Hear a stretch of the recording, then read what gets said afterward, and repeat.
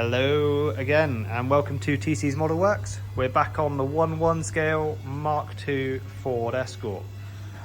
As you can see, plenty of work going on tonight. Not really, to be fair. I've been making progress though, and I screwed my video up, so this is actually filmed after the rest of it, and I'm going to add this in at the start. So if the next bit doesn't make any sense for about 30 seconds, I do apologise, but we'll get into it. Well, we've got some sealed up panel. That outer arch to inner arch tub is now welded along the back edge here. Done a few little patches on the front. Not a great deal, but there's a few little patches. See if I can get in. I'll tell you what, let's climb in the car. Why not? Oh. And we can't see nothing because it's pitch black. Hang on, let's find a torch. I do apologise, guys, girls, anybody who's watching. I'm ready to join. There we go. So as you can see, we have got a few patches welded in there to join it up. A couple of big gaps that I need to try and fill, especially this bit down. Where are we to? Down here. That's quite a large gap down there. So probably get my finger in that gap. So we're gonna make a little strip to add on to that. But a nice seal there. A couple of bits that are coming on real nice. Slowly learning to fill across the gap, which is nice. Yeah, it's not pretty, I'm aware of that, but it's definitely welded up. I mean, the car feels like structurally sound again, which is amazing. As you can see, more of Chris's lovely welding there, where he tidied my edges up. Went over a few of those bits, got some of those nice solid welds on that edge. But yeah, we're as I say every time, we're making progress. It's looking good. Outside's on now. I don't know if I did a video of this tonight, but it is definitely on there. You can see how much higher the tub is, look, compared to the outer arch. So it's going to go up here, along this bit, down to that bit where we started on the back. Blown a few holes through it because the metal's really thin in some places. But yeah, it's coming on. No point doing this section down here because we've got a sill panel to put on it yet. We don't know what bit we're going to keep or bin off. But once this arch is on, we're going to then move across back to the driver's arch, which is mostly done on the inside. All down this edge is done, down the back, down here is all done.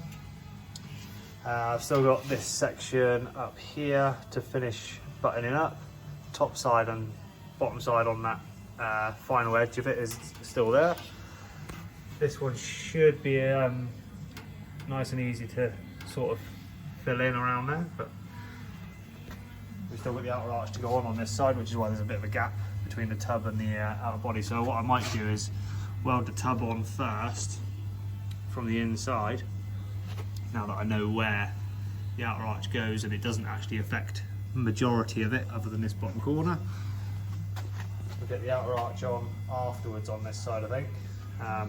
As I say, we're learning everything as we go along, so it would have been easier to cut the arch out completely and then put that on afterwards, after we put the tubs in with a huge gap around them.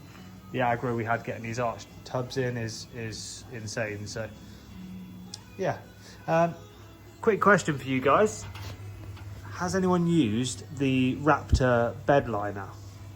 Now, I've been advised that this is a non-sticky sort of rough and ready finish to put on the inside of the car, so that one, it hides how bad some of my welding is in places. Obviously I'm going to clean it up with a grinder anyway, but yeah, apparently it'll give it a nice solid finish that's not sticky.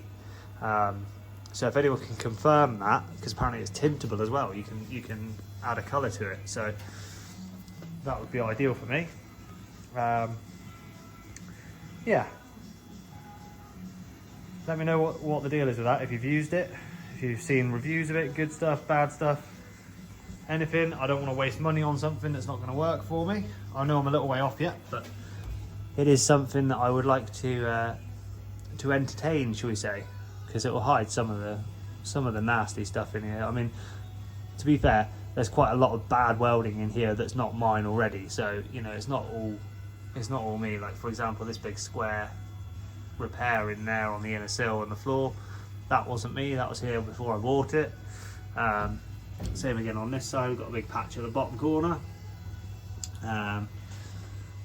Yeah, there's oh, I'm down in the front corner there, just in by the loom. Where's my hand? There. So in over that area there, and I believe there's the same again down this side somewhere. The A pillars and the inner posts are a big mess on this car, so not looking forward to doing those, but we'll see what happens. But yeah, we're making progress, as I say. Looking forward to doing a full tidy up and just getting the whole car cleaned up. I apologise, I managed to cut the video off for some unknown reason. But yeah, I don't know if I mentioned this before, but this car, the roof when I got it was just made of filler, so all of this got beaten out. Nice and bumpy and horrible. But there's now not going to be, I don't know, what was it, about 10 mil worth of filler in each corner. Still see where I've ground it all down through there. But yeah, there was a lot of filler in the roof. And then we're going to move our way forwards. We're going to skip the sills for the minute because the ramp's still not functioning up and down at the moment. So I'm going to come and focus on these sections in here, the A pillar or inner A pillar, and the flitch panel and the wing supports, wing rails, because they are made of homemade nothingness for quite a large portion of them. But we shall move up to these after we've finished the rear arches and tubs and stuff like that, and then we're going to do the front panel. All of that yuckiness can disappear. Probably going to pull the engine out as well, because there's a few patches need doing in the engine bay, and we're going to re-tidy up all the wiring loom. If you're new to watching my videos, this car has a Ford Focus ST 170 engine under the bonnet, using the original Ford management and inlet plenum and all the rest of it. It is it's quite a thing, to be honest. Quite an impressive bit of kit. Ross done an absolute blinder of wiring it all in for me. So we're going to tidy up the wiring, create a new wiring loom. I mean, there's not that much in the way of cables goes any further than the bulkhead, but it would be nice to get all of that tidied up. I mean, you can see it all dangling down under the dash there. That's where the ECU plugs in. It was sort of on top of the gearbox tunnel there, but we're going to move it all and tidy it all up so that it's presentable again. My iPad dashboard, well, it's not an iPad, it's a Samsung tablet of some form, which is run off the OBD port, and you know, we done it as proper as we could. It was the first one we done my wife's Capri. I done my wife's Capri afterwards, and that one came out really nice. So I need to do a video on that car really. But yeah, we're making progress, guys. I love it. I will drive it again at some point. So as always, if you can give me a little like, a share, comment, subscribe, all of that sort of stuff, and I can keep making videos. If you guys don't like seeing these videos, then let me know. I mean, I'm still going to carry on, but either way, let me know what's going on. I know it's a model channel. I will get back to models at some point. This is a huge metal model kit rather than a small plastic kit, so you know, in my eyes it's slow progress, but my models take bloody ages anyway, don't they? Let's be honest. So if you do want to see some more model content, let me know. I'll try and get back onto it again soon. And you know, the weather's nice at the minute, so I've got no problems being up here doing this. When the weather's a bit, you know, yucky, I live in the UK, so there's a good chance of that happening relatively soon again, and we'll end up back at base and doing some models again then, I think. But probably throughout the summer, most of my work will be on this real car, because I want to have it on the road for next January. I've got no particular reason why, other than the fact it's been off the road for 5 years in January coming. I last drove it, it's not been off the road, it's been off the track for 5 years. It got driven in March 2020, a drift event, and snapped a shock absorber, had a moment, thought, you know what, we've got lockdown, let's start some metal work on it, and this is where we're at. I didn't touch it for 3.5 years basically, and I've hit it hard the last couple of months. Hopefully you guys are enjoying watching it, and I feel like I'm making good progress now. I've got the motivation, so we're going to use it. But I just want to drive it again. I mean, it's an absolutely awesome car, and it's a Mark II Escort. Now, if any of you guys are based in America, not a lot of you will know what these are.